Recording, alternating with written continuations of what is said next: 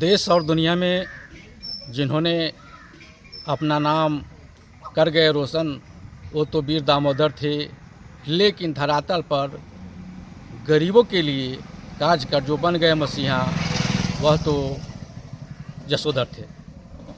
नमस्कारम, नमो मिथिला में आपका स्वागत है। हम हैं MK। आज नमो मिथिला के खबर में चर्चा महान क्रांतिकारी और महान समाज सेवी जसोधर झा की। आपको बता दें कि बथनाहा प्रखंड के माधोपुर गांव के मूल निवासी जसोधर झा ने आज़ादी के आंदोलन में बहुत बड़ी भूमिका निभाई थी। इसके अलावा उन्होंने समाज के क्षेत्र में समाज के लिए बड़े ही उन्नत कार्य किए, लेकिन आज सरकार और समाज के द्वारा वे भुला दिए गए हैं। बाद के दिनों में आपको बता दें कि वह सहियारा थाना क्षेत्र के गुलरिया टोला गांव में आकर बस गए। और आइए आपको हम दिखाते हैं जसोधर बाबू महान क्रांतिकारी की कहानी, आपको बताते हैं और दिखाते हैं। बथनाहा प्रखंड के त्रिकोलिया पंचायत के माधोपुर निवासी जसोधर झा ने देश की आज़ादी में अपना सब कुछ न्यौछावर कर दिया। देश की आज़ादी की लड़ाई में उनके बड़े भाई दामोदर झा जहां भूमिगत रहकर आंदोलन को मजबूत कर रहे थे, वहीं उनके छोटे भाई जसोधर झा गांव और इलाके में रहकर आंदोलनकारियों की मदद करते थे। सन 42 के आंदोलन में सीतामढ़ी सोनबरसा पथ में साइकिल दुकान के समीप हुई डाक लूट कांड में उनकी अग्रणी भूमिका थी। इस घटना के बाद अंग्रेजी हुकूमत ने सारी संपत्ति को कुर्क कर जेल में डाल दिया। इस दौरान वे 5 साल तक जेल की काल कोठरी में कैद रहे। वहीं अंग्रेजी हुकूमत द्वारा उन्हें तरह तरह की यातनाएं दी गई। देश की आज़ादी के बाद उन्हें जेल से रिहा किया गया। सन 52 के पहले विधानसभा चुनाव में उनके बड़े भाई दामोदर झा विधायक बने। इस चुनाव में जसोधर झा ने उनकी जीत में सबसे बड़ी भूमिका निभाई, क्योंकि दामोदर झा हमेशा जिला और प्रदेश की राजनीति में व्यस्त रहते थे। वहीं जसोधर झा हमेशा आम जनता के बीच रहकर उनकी मदद और सेवा करते थे। यही कारण था कि आम जनता उन्हें ही अपना नेता मानता था और आम जनता उन्हें प्यार से नेताजी कहकर बुलाते थे। भाई के विधायक बनने के बाद बथनाहा विधानसभा में विकास के सभी काम जसोधर झा द्वारा खुद देखते थे और उन्होंने अपनी कुशल छवि से बथनाहा विधानसभा में विकास की एक मजबूत नींव रखी। उन्हीं की देन है कि बथनाहा विधानसभा में आज हर तरफ विकास दिख रहा है। जसोधर झा का सपना था कि बथनाहा विधानसभा आदर्श विधानसभा बने और इसी सोच के तहत वे माधोपुर गांव छोड़ सहियारा के गुलरिया टोला में अपना आशियाना बना लिया, क्योंकि यह इलाका विकास के मामले में काफ़ी पिछड़ा था, लेकिन काल को कुछ और ही मंजूर था। सन 75 में उनके मझले पुत्र और लेबर यूनियन के बहुत बड़े नेता भोगेंद्र झा का असामयिक निधन हो गया। इस घटना से याद वे बुरी तरह टूट गए और अवसाद में चले गए। पुत्र की मौत ने उन्हें इस कदर तोड़ दिया कि 5 साल तक वे बिस्तर पर पड़े रहे। आखिर सन 1980 में उन्होंने देह का त्याग कर दिया। लेकिन विडंबना तो देखिए, इस दौरान न सरकार, न प्रशासन और न समाज ने ही उनकी सुधि ली।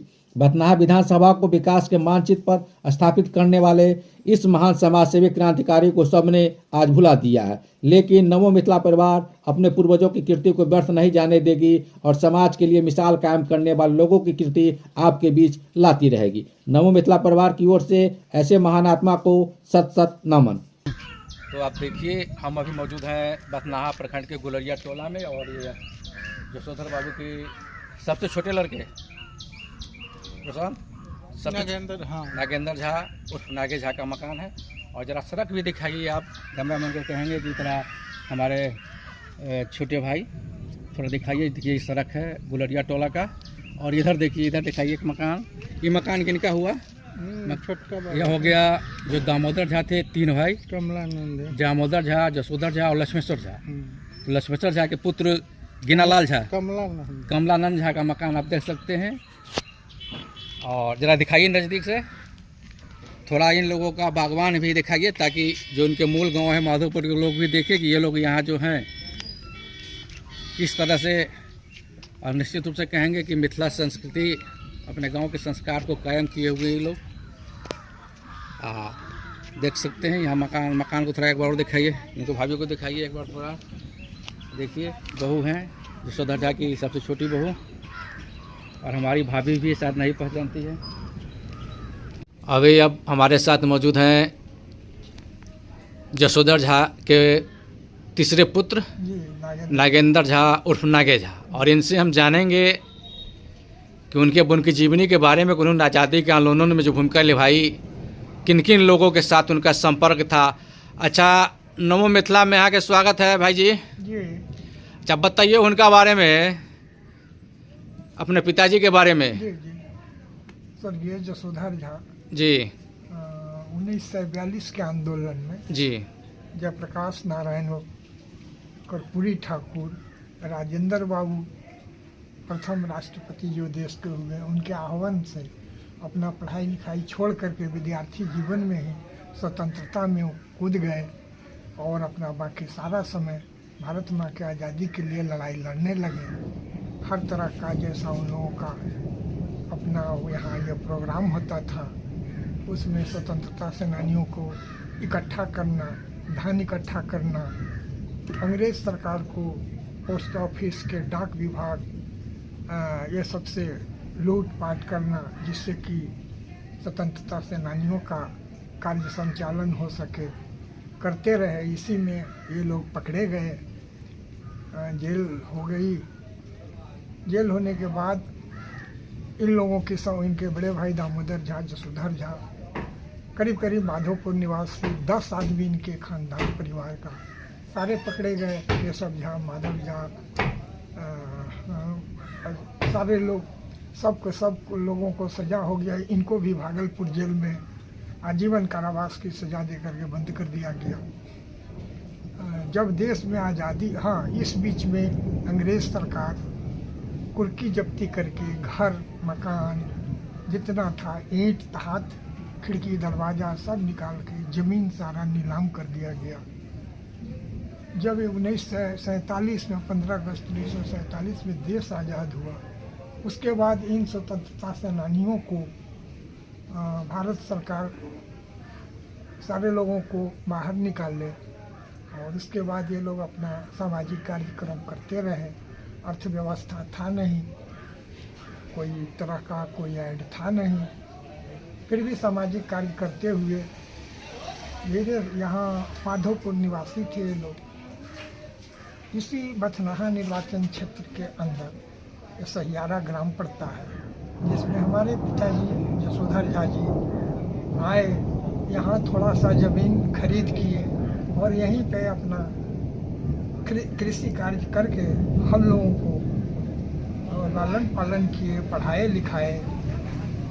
बाद में इंदिरा गांधी द्वारा निवर्तमान उस समय के प्रधानमंत्री इन लोगों को ताम्रपत्र और 200 रुपये महीना 1972 से देना शुरू किया। वही सहायता और अपना खेती से उपार्जन करके हम लोगों को पढ़ाए लिखाए, आदमी बनाए और अपना जीवन इसी तरह समाज कार्य करते हुए 65 वर्ष की अवस्था में 20 फरवरी 1980 के स्वर्गधाम स्वर्गलोक चले गए। और सरकार से पेंशन के अलावा आप लोगों को कुछ नहीं मिला? किसी तरह का कोई योगदान नहीं। वही 200 रुपया बढ़ते बढ़ते थोड़ा आगे बढ़ा। बाबूजी के मृत्यु के बाद माता जी को, श्रीमती कुंती देवी जो मेरी माँ थी, उनको आधे पेंशन के रूप में वो पेंशन जब तक वो जीवित रही मिलते रहा। उसके बाद किसी तरह का कोई सहयोग नहीं, कुछ नहीं। किसी तरह हम लोग अपना गुजर बसर कर रहे हैं, लेकिन देश के लिए समर्पित हैं। हम लोगों को पिताजी का यह आदेश था कि पहले हम देश को, राष्ट्र को सहयोग करेंगे। कानून के, संविधान के लिए हम लोग उसके अनुसार सारा कार्यक्रम करते रहेंगे। वही कर रहे हैं, अपना खेती गृहस्थी करके हम लोग अपना जीवन चला रहे हैं।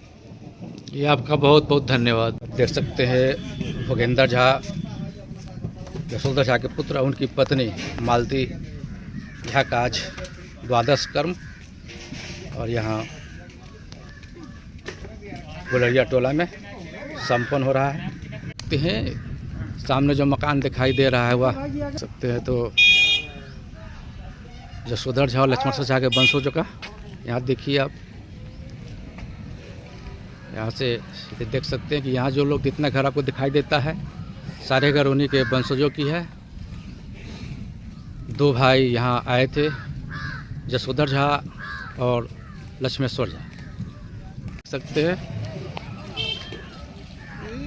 सुरेंद्र झा के छोटका बेटा थे और तो वह पीछे सुरेंद्र झा जी जो जसोधर झा के 3 पुत्र, सुरेंद्र झा, भोगिंदर झा और नागेंद्र झा। हमरा कुछ कह ले। अच्छा देख सकते हैं हरियाली, कितना सुंदर नज़ारा गुलरिया टोला का, जो महान क्रांतिकारी जसोधर झा का बाद में यही गांव आवास बना। आप देखते हैं गुलरिया टोला का सड़क, जो यह सड़क ढीठी और शाहपुर से तलपट्टी के लिए जाती है। यहाँ देखिए